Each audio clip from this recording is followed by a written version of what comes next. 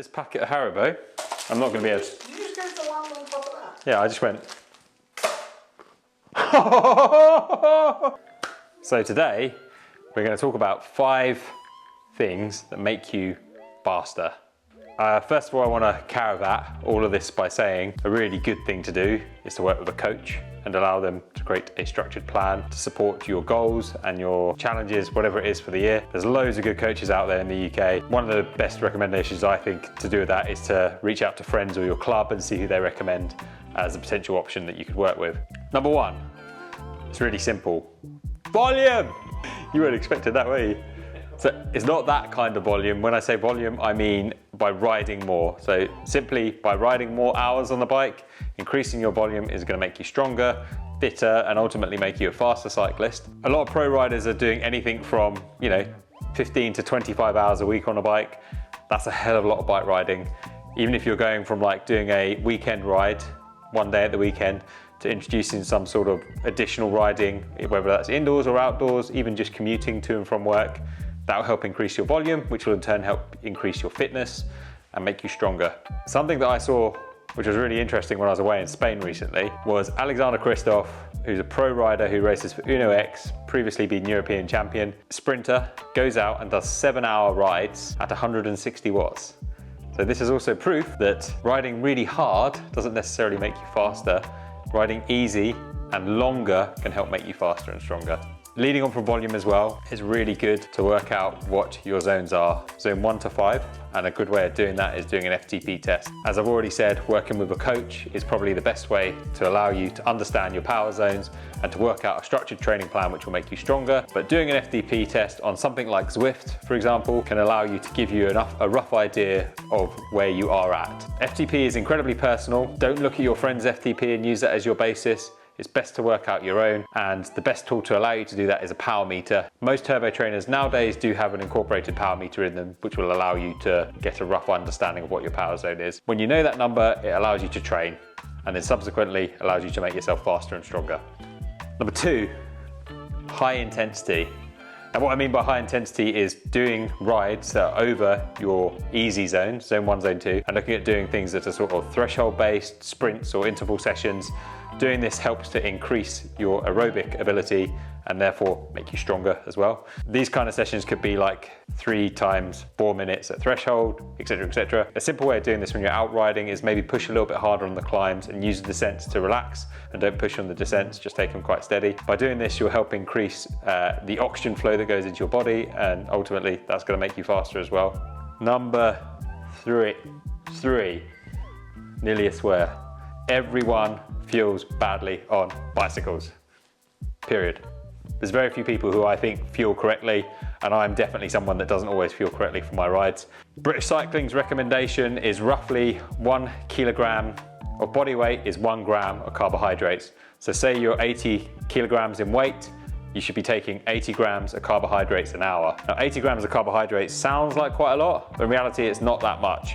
I have a large assortment of stuff here from Styrkr. To explain a bit about calorie intakes and carbohydrates, a Styrkr bar is 50 grams of carbohydrates. So that's the start point. A Styrkr gel, 3 different varieties, is 30 grams of carbohydrates. So you could have 1 gel and 1 bar would mean 80 grams an hour. They also do this powder. The small one is 60 grams of carbs, the big one is 90 grams of carbs. You have to also take into account the different length of the rides, the intensity of the rides, but this 1 gram of carb to 1 kilogram of weight is quite a good basis to go with. There's loads of really good resources out there on this. I'm not a nutritionist, but this is the basis that I work on when I'm doing my rides.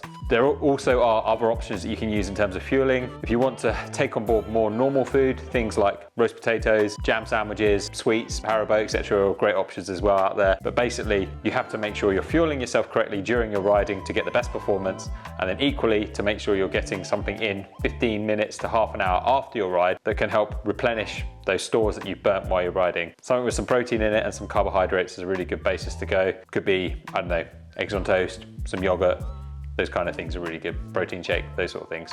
Number 4, tires. Now most bikes from purchase will come with a pretty nondescript, not that fancy tire. It's one of the ways that a lot of bike manufacturers save money on the builds. And so they will probably provide a tire that's not necessarily a particularly fast tire or one that necessarily has a great rolling resistance. To show you very simply, this is a tire with a relatively low rolling resistance. This is a gravel tire from Schwalbe. This is the G1R, which is actually quite a fast gravel tire.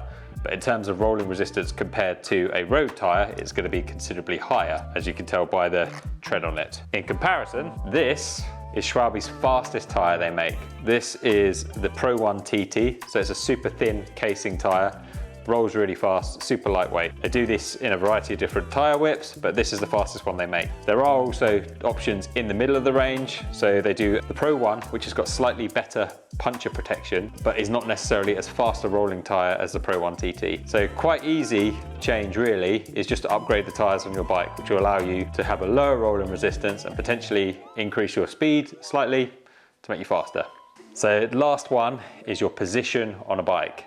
Now, I'm going to take this into several different angles. You can go aero with your position, you can go comfort with your position. But ultimately, a really good start point is to work with a bike fitter and work out what is optimal for you and the kind of riding you want to do. The position for a bike for a crit race, a time trial, cyclocross race, an ultra endurance race, or a hill climb, for example, are completely different. There's going to be changes in every single one of those fits. It may be very subtle, but it could be something that ultimately you might be able to get a gain here or there out of, depending on what your goal is in particular. There are also specialists out there who work on aerodynamics and getting yourself aero on your bike, for example, Aero Coach. These kind of companies are out there and have the technology to help optimize your position as best as possible to make you as slippery as possible. They have advice on things like skin suits, shoes, shoe covers, helmets, wheels, tires, even down to the frame. If you wanted a more aggressive frame or more aero frame, you'd look at an aero bike. But ultimately, getting a good bike fit with a good bike fitter is going to allow you to get into a faster position that you can sustain and will allow you to keep your power down as well.